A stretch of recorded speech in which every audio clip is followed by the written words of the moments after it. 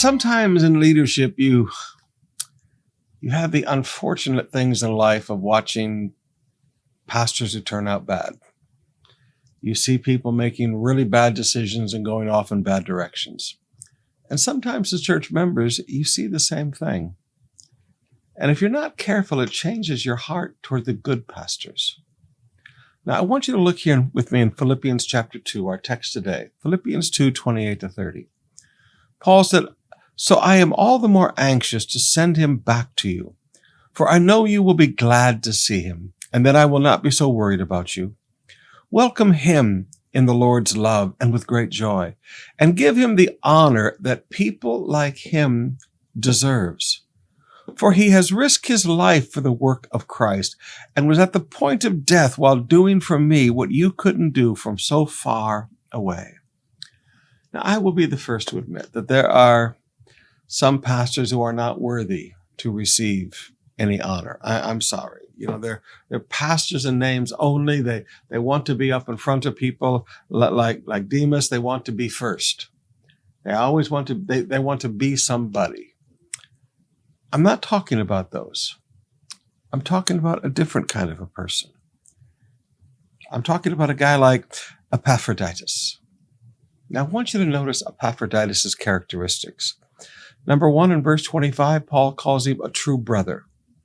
In verse 25, Paul calls him a true co-worker. In verse 25, Paul calls him a true soldier in the work of the ministry. In verse 25, Paul calls him a faithful messenger sent by them.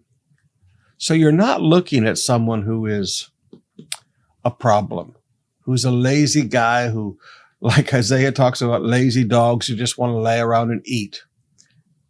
Paul said, this guy's not like that. This is a true brother, a true co-worker, a true fellow soldier, a faithful messenger, and somebody who truly cares about the people. Look at what he says in verse 26. "I am sending him because he has been longing to see you. He was very distressed that you heard he was ill." It bothered him that they were worried about him. Now that shows a person's heart for people.